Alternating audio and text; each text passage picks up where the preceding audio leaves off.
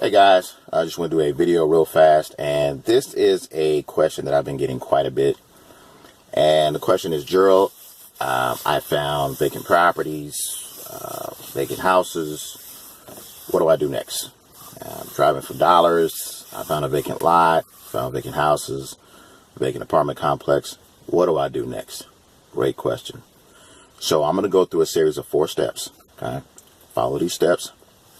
I try to explain them as clear as possible.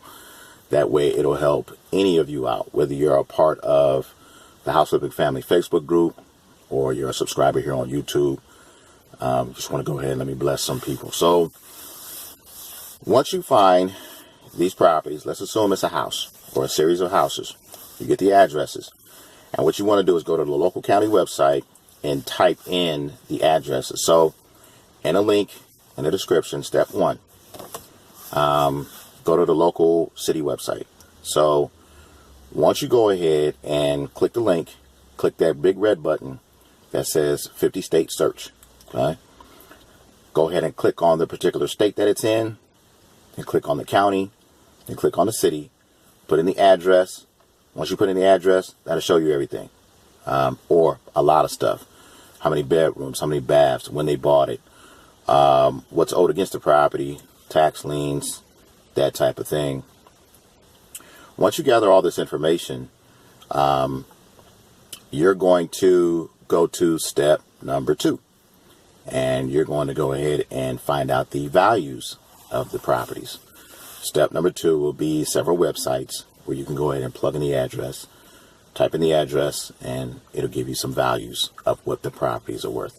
Okay, so to give an example, step number 1, when you typed in the property, a particular property, it's going to give you a property address. Once you go ahead, type in that property address into the valuation search, which is step number 2. Let's assume that property is worth $100,000. Let's also assume that that property has about $25,000 of debt owed against it, because what you're looking for is equity. What is equity? Equity is value minus debt owed equals equity. So let's assume property is worth $100,000. Let's assume it has a $5,000 tax lien and a $20,000 mortgage against it. $25,000 plus $5,000 is $25,000 minus $100,000 in value. That is $75,000 in equity. That is a good thing. So what you do from there, let's go to step number 3. What you're going to do is you're going to look up the owner information. Okay. Now, typically the owner information is going to be on step number 1. A lot of these vacant properties have owners that are attached to the properties. So in step number 1, it's not just going to show the property information. It's going to show some owner information. Okay. Assuming you find the owner information from that process, great. If not, contact a local skip tracing company. Okay. You can go to upwork.com and place an order, and they'll go ahead and they'll find the owner for you. What I'm going to do in step number 3, I'm also going to give you a link in the description talking about skip tracing and how you go about doing that. So that's step number 3. Step number 4, once you get all that information, you're going to go ahead and send a yellow letter out to the owner. A yellow letter is probably one of the letters, especially when it comes to these vacant abandoned properties, that gets the highest response rate. Step number 4 is going to be another video talking about yellow letters. Okay. You go ahead, send the yellow letter out, asking the owner if they're interested in selling the property. You can either do yellow letter, or you can go ahead and, if you get the phone number, make a phone call. Let them know you came across a property. I'm a cash investor. All cash can close quickly, that type of thing. And so those 4 steps you go ahead and use to go ahead and to find out about the property, contact the owner, look up the value, mail the owner or call the owner, see if they're motivated to sell. With a property like that, there's a good chance that they're motivated to sell, but at what price? That's the key. So use those 4 steps to go ahead and go about looking up the property, finding out about the property. Now, that applies to houses. Commercial is a little tricky. You know, you're going to find some apartment buildings where you can't necessarily type in the address and find out the values. So with apartment buildings, you can find out more information about those apartment buildings by taking the address lots of times and just putting that address into Google. Lots of times that information will pop up and give you some really valuable information. You'll be able to see when that property sold, when it was acquired, maybe it's going through a particular process. All the addresses that I come across, what I typically do lots of times, I'll go ahead and just put that address into Google. Google will tell me a lot of different things because that address will pop up on different sites and stuff like that. So with a piece of commercial property, put it into Google. Number one. Number two, you can go on a website called loopnet.com. Loopnet.com is a commercial real estate site. I think it's like the biggest commercial real estate site in the United States. You can kind of see what some other apartment complexes are going for in the area. But that's still not going to determine value. You know, you determine value by apartment complex through cap rate, that type of thing. So if the property is abandoned and is vacant, I would go ahead and once you find the address and find some information about it, when you go ahead and go to the local city website, mail the owner and let them know that you are an investor. All cash, can close quickly, and see if they're motivated to sell. At that point, if they are motivated to sell, you know, go ahead and shoot matter of fact, as opposed to shooting a private message, just go ahead and leave a comment on the videos. And, hey, Gerald, I got an owner of an apartment complex. They're motivated to sell. What do I do? And I'm just go ahead. I'm going to look it up I'm going to look it up pretty quick. I'm just tell you to go ahead and shoot an offer to them. Maybe it's $100,000, maybe it's $200,000. I don't know. Just depends on the apartment complex, condition, deal, all those different things. Next thing is land. Land is a little different. So with all three concepts, with the houses, apartment complexes, or land, step number one is going to be the same. However, with land, lots of times you may not have a physical address. You may have an assessor parcel number. Most properties, if not all of them, most properties throughout the United States, before there was a house or a hospital or a commercial property, whatever it is that was on that land before it was a hospital or before it was a house, before it was an apartment complex, it was just a parcel of land.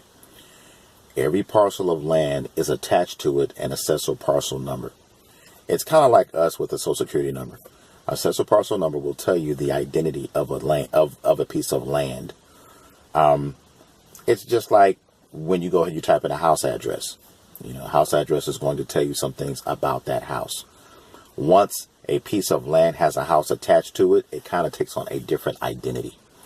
Once a piece of land has a commercial piece of property attached to it, it takes on a different identity. It's not just a piece of land. It's a piece of land attached to an apartment complex, attached to a house. So it takes on a different identity. So you're going to go ahead and find the parcel number of that piece of land and look it up on the city website. How do you find the parcel number in a neighborhood? And so what you do is you drive up and down the street, and you're going to see a pattern that goes on in pretty much every single neighborhood.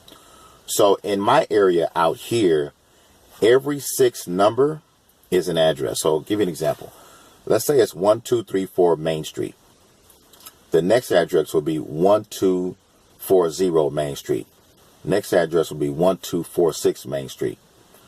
With land, maybe there was a house that was on top of it, but the house is gone now. So there may be a physical address attached to the land. Okay. If not, you can always go ahead and call the local city, or local county, wherever it's at, and let them know you were on this particular street. It's near these addresses, and what would be the parcel number that is attached to that property. If you want probably an easier process, go ahead and register for Land Glide. that's it. Landglide. It's an app, and that will tell you what it'll go ahead and read addresses, parcels, that type of thing in that particular area. And it's a really cool app that will allow you to go ahead and find the owners of properties fairly easy. Very powerful app, which is, shocking. But so yeah, once you go ahead, you find that, and then you go ahead, you go to a local site like realtor.com or redfin.com or icomps.com, which will be it'll be step number 3, I think it is. Find out what parcels are going for in that area. So let's assume it's a 1/4 acre parcel, and parcels in that area are going for $20,000, $20,000. You find out that that particular parcel has a tax lien on it of $2,000. And so once you go ahead and obviously you go ahead and mail the owner, you can make them an offer. What I typically do in a residential area, I typically make an offer somewhere in the ballpark of about 25 cents on the dollar. So for a $20,000 land parcel, I'll offer, let's say, $5,000, right? And then I'll flip it for double. My objective is to get in, get out, get on. That's it. I'm not looking to go ahead and hold a particular land parcel for 6 to 8 months, a year, that type of. There's people that have properties up that have been listed for so long. You don't want to do that. You want to go ahead, get your money, get in, get out. Well, you can do that if you choose, but my objective is to go ahead and turn my money, especially when it comes to land. Land can sit for some time, for quite some time, if you price it incorrectly, or if it's an attractive deal. The objective is you want to be the lowest price land parcel in the area, because people are going to look at your property like, wait a minute, that's a great deal. Get your money and get on. So you can sell land 2 ways. Once you acquire it, you can sell it like that, 50 cents on the dollar, or what you can do is use seller financing once you acquire the land. Or obviously you can wholesale it. So seller financing would be $500 down, $250 a month, that type of thing, kind of like a car payment. So, but the most important step in this process is to go ahead and go to the local city or county website, look up what's going on with that parcel, find out what's going on with that parcel, that apartment complex, or that property, whatever it is, and just see what's going on. Make an evaluation. There's a lot of tools when it comes to the internet, just to see, okay, I have a pretty good idea of what this is worth, or I see the loans and liens that are against it, and tax issues, or what have you. It's important for me to put this out there, because I'm getting contacted quite a bit regarding this particular issue, and I want to teach you how to fish as opposed to giving you the fish, as opposed to always looking it up, because I'm looking up properties. I'm looking up 10, 15, 20 different properties from different people on a daily basis, because people don't know what to do. So this will give you a roadmap and a game plan as to what to do, how to start. And once you start doing this more often, this will help you out. Okay, whether you're a part of this channel or not, take this, run with this.